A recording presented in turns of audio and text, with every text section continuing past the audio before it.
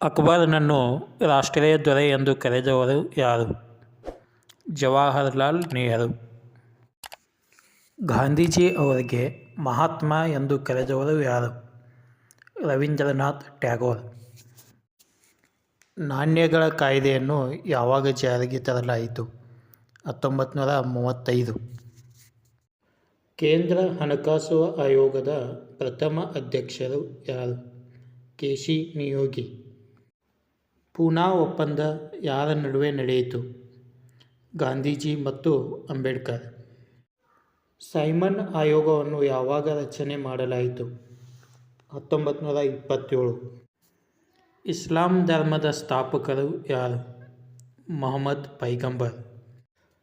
ಮೂಲಭೂತ ಕರ್ತವ್ಯಗಳನ್ನು ಯಾವ ದೇಶದ ಸಂವಿಧಾನದಿಂದ ಪಡೆಯಲಾಗಿದೆ? ರಷ್ಯಾ.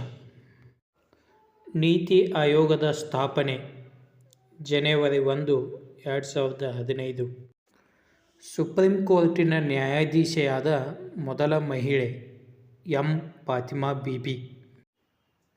ಆಗಸ್ಟ್ ಕೊಡುಗೆಯನ್ನು ಯಾವಾಗ ನೀಡಲಾಯಿತು? ಆಗಸ್ಟ್ 8, 1940. ಮೈಸೂರು ವಿಶ್ವವಿದ್ಯಾಲಯವನ್ನು ಯಾವಾಗ ಸ್ಥಾಪಿಸಲಾಯಿತು? 1916. ಹೆಸರುಘಟ್ಟ ಜಲಾಶಯ ನಿರ್ಮಿಸಿದವರು ಯಾರು? ಕೆ. ಶೇಷಾದ್ರಿ ಅಯ್ಯರ್. ಉಭಯ ಕವಿ ಚಕ್ರವರ್ತಿ ಎಂಬ ಬಿರುದು ಯಾರಿಗೆ ಇತ್ತು? ಪೊನ್ನ. ಕ್ಯಾಬಿನೆಟ್ ಆಯೋಗವು ತನ್ನ ಯೋಜನೆಯನ್ನು ಯಾವಾಗ ಪ್ರಕಟಿಸಿತು? ಮೇ 16, 1946. ಕರಡು ರಚನಾ ಸಮಿತಿಯ ಅಧ್ಯಕ್ಷರು ಯಾರು? ಅಂಬೇಡ್ಕರ್.